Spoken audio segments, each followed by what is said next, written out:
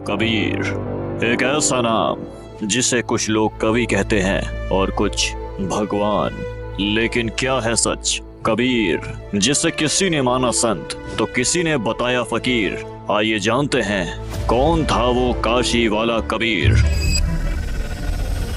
क्या कोई कवि खुद कह सकता है मैं सतलोक से आया हूँ, मैं पूर्ण परमात्मा हूँ? क्या कोई सामान्य व्यक्ति कमल पर प्रकट हो सकता है? क्या मुर्दे को जीवित कर सकता है? क्या बिना अन्न जल के 25 दिन तक जीवित रह सकता है? जवाब है नहीं। ऐसा केवल वो कर सकता है जो इस सृष्टि का मालिक है। आइए जानते हैं उस रहस्य को जो दुनिया से छुपाया गया। क्या कहती है गीता, क्या बताते हैं हमारे वेद? कौन है वो सबका रचनहार पूर्ण परमात्मा?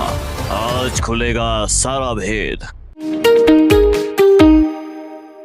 नमस्कार दर्शकों, मैं हूं आकांक्षा। दर्शकों, जैसा कि आप सभी जानते हैं, हमारी ऐसे न्यूज की टीम सतलोक आश्रम वेदखेड़ी जिला शामली में मौजूद है। दर्शकों, यहां पर कबीर साहब प्रकट दिवस के उपलक्ष्य में एक 3 दिवसीय समागम का आयोजन किया गया है। हम सभी जानते हैं कि कबीर साहब जी एक कवि हुआ करते थे, वो एक समाज सुधारक थे, लेकिन संत रामपाल जी महाराज जी के जो अनुयायी हैं वो कबीर साहब जी को परमात्मा बताते हैं। हम उनसे जानते हैं कि वो किस आधार पर कबीर साहब जी को भगवान मानते हैं। नमस्कार मैम। सत साहिब जी। क्या नाम है आपका? सोना। आप हमारे दर्शकों को बताइए कि कबीर साहब जी परमात्मा कैसे हुए? जो पूर्ण परमात्मा की लीला बताई गई है, जो पूर्ण परमात्मा की परिभाषा बताई है, वो कबीर परमेश्वर पर ही सिद्ध होती है। जैसे कि हमारे ऋग्वेद मंडल 9 सूक्त 96 मंत्र 17, 18, 19, 20 में प्रमाण है। हमारे सदग्रंथों में प्रमाण है कि पूर्ण परमात्मा कभी माँ के गर्भ से जन्म नहीं लेता है। तो कबीर साहिब ने माँ के गर्भ से जन्म नहीं लिया है। वो कमल के फूल पर सहशरीर आए थे और सहशरीर ही अपने सतलोक गए थे। आप हमारे दर्शकों को बताइए कि कबीर साहब जी को आप लोग परमात्मा क्यों मानते हैं? मैं आपके कैमरे के माध्यम से दर्शकों को बताना चाहती हूँ कि पूर्ण परमात्मा की जो परिभाषा हमारे सदग्रंथों में बताई है वो कबीर साहिब पर ही सिद्ध होती है। ऐसे जैसे उसमें बोला गया है कि पूर्ण परमात्मा कभी माँ के गर्भ से जन्म नहीं लेता है, तो कबीर साहिब ने माँ के गर्भ से जन्म नहीं लिया है। वो सहशरीर आते हैं, वो सहशरीर ही जाते हैं।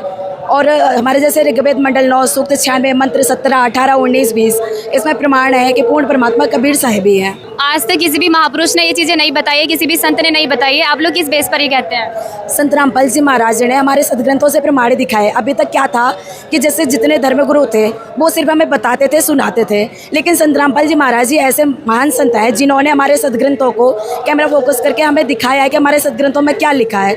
जैसे हमारे ऋग्वेद है, यजुर्वेद है, सामवेद है, अथर्ववेद है, इनमें भी प्रमाण है कि पूर्ण परमात्मा कबीर साहिब है। और जैसे बोला गया कि पूर्ण परमात्मा है वो अपने तत्व ज्ञान को अपनी अच्छी आत्माओं को मिलते हैं, कभी कबीर वाणियों के माध्यम से, लोकोक्तियों के माध्यम से, साखियों के माध्यम से बताते हैं। तो कबीर परमेश्वर ने ही लोकोक्तियों के माध्यम से, साखियों के माध्यम से, कबीर वाणी के माध्यम से जन जन को बताया है, अपना तत्व ज्ञान संगत को बताया है। मैम, इस चीज़ का कहाँ प्रमाण है कि वो महापुरुषों को मिले हैं, ऐसे सहशरीर आए हैं? इसका प्रमाण हमारे वेदों में, चारों वेदों में है इसका प्रमाण है। आप जो संत रामपाल जी महाराज जी के बारे में बता रहे हैं, संत रामपाल जी महाराज जी एक संत हैं, है ना, लेकिन भगवान तो निराकार होते हैं और वो कबीर साहब जी को साकार बताते हैं। इस चीज़ में कहाँ तक सच्चाई है? नहीं, ऐसा नहीं है। हमारे सदग्रंथों में लिखा है कि पूर्ण परमात्मा राजा के समान दर्शनीय है। आप हमारे दर्शकों को बताइए कि कबीर साहब जी भगवान कैसे हुए? मैम, मैं आपके कैमरे के माध्यम से आपके दर्शकों को बताना चाहूँगी कि कबीर परमात्मा ऐसे हैं, हमारे जो सदग्रंथों में पूर्ण परमात्मा की परिभाषा बताई गई है वो कबीर साहिब पर ही सिद्ध होती है। कबीर साहब जी तो एक कवि थे, वो एक समाज सुधारक थे, उनको आप भगवान कैसे मानते? वो तो एक विधवा ब्राह्मणी से जन्मे हुए थे। ये मिथ्या है। कबीर साहिब विधवा ब्राह्मणी गर्भ से जन्म नहीं लिया है। हमारे सदग्रंथों में प्रमाण है जैसे कि पूर्ण परमात्मा कभी माँ के गर्भ से जन्म नहीं लेता है। बोला गया है, ना मेरा जन्म ना गर्भ बसेरा, बालक बन दिखलाया, काशी नगर जल कमल पर डेरा, तहाँ चुलाए ने पाया। यानी कि पूर्ण परमात्मा कबीर साहिब जब शिशु रूप में आए थे वो कमल के फूल पर लहर तारा नामक तालाब में आज से 628 वर्ष पूर्व नीरुणिमा नामक चुलाए को मिले थे। इस चीज़ का कहाँ प्रमाण है और कौन इसके दृष्टि करता थे? इसके अष्टानंद जी जो स्वामी रामानंद जी के शिष्य थे, अष्टानंद जी वो इसके दृष्टा थे। जब वो साधना कर रहे थे ब्रह्म मुहूर्त में, तो उन्होंने देखा था कि एक आसमान से एक प्रकाश आया और तालाब में एक कमल के फूल पर वो एकत्रित हो गया। तो उनके एकदम वो प्रकाश से उनकी आंखें बंद हो गई।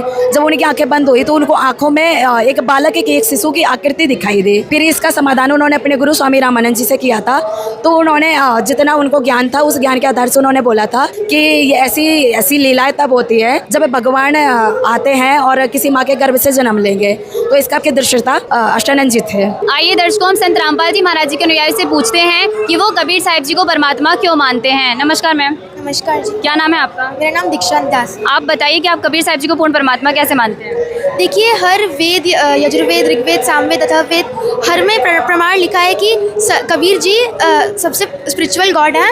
उनको मतलब उनका ना ही जन्म हुआ था, वो एक लहरतारा तालाब काशी में है, उसमें विराजमान हुए थे। पर वो जैसे जैसे बड़े हुए उनके अंदर बहुत सारी डिफरेंट चीज़ें आई। वो ऐसे बड़े बड़े लोगों के ज्ञान बताते थे जिससे कोई भी नहीं समझ सकता था कि वो कौन है। कबीर जी सच्चे भगवान हैं। तो यहाँ पर इन्होंने बताया है कि कबीर साहिब जी जो है वो लहरतारा नामक तालाब में प्रकट हुए थे कमल के फूल पर। हम उनके साथी से जानते हैं कि इस बात का कहाँ प्रमाण है कि कबीर साहिब जी सहशरीर आए थे और कमल के फूल पर लहरतारा नामक तालाब में प्रकट हुए थे। नमस्कार मैम। सच साहिब जी, कहाँ प्रमाण है इस चीज़ का कि कबीर साहिब जी जो सहशरीर आए थे? कबीर सागर में प्रमाण है इसका। और जो पूर्ण परमात्मा की परिभाषा है वो कबीर परमेश्वर पर ही सिद्ध होती है। जैसे कि बोला गया है कि पूर्ण परमात्मा कभी माँ के गर्भ से जन्म नहीं लेता है। कबीर परमेश्वर की एक वाणी है, ना मेरा जन्म ना गर्भ बसेरा, बालक बन दिखलाया, काशी नगर जल कमल पर डेरा, तहाँ जुलाए न पाया। और कबीर परमेश्वर की जो परवरिश की लीला हुई है वो कुंवारी गाय के दूध से हुई है। जैसा कि हमारे ऋग्वेद मंडल 9 सूक्त 1 मंत्र 9 में प्रमाण है कि पूर्ण परमात्मा की परवरिश की लीला कुंवारी गाय से होती है। तो यही लीला कबीर परमेश्वर ने की थी। लेकिन हमने तो आज तक यही सुना है कि कबीर साहिब जी विधवा ब्राह्मणी से पैदा हुए थे और उनके 2 बच्चे भी थे, और आप बता रहे हो कि कबीर साहिब जी परमात्मा है। ये मिथ्या है। कबीर परमेश्वर सहशरीर आए थे, वो सहशरीर ही गए थे। जैसे कि हमारे ऋग्वेद में प्रमाण है कि पूर्ण परमात्मा है वो जब पृथ्वी पर अधर्म की हानि होती है तो पूर्ण परमात्मा वो मानव सदृश तो है ही है, तो वो अपनी अच्छी आत्माओं को मिलते हैं, वहाँ बिजली के समान तीव्र गति से आते हैं और लीला करते हैं शिशु रूप में। तो वो लहरतारा नामक तालाब में जैसे आज से 628 वर्ष पूर्व लहरतारा नामक तालाब में कमल के फूल पर प्रकट हुए थे।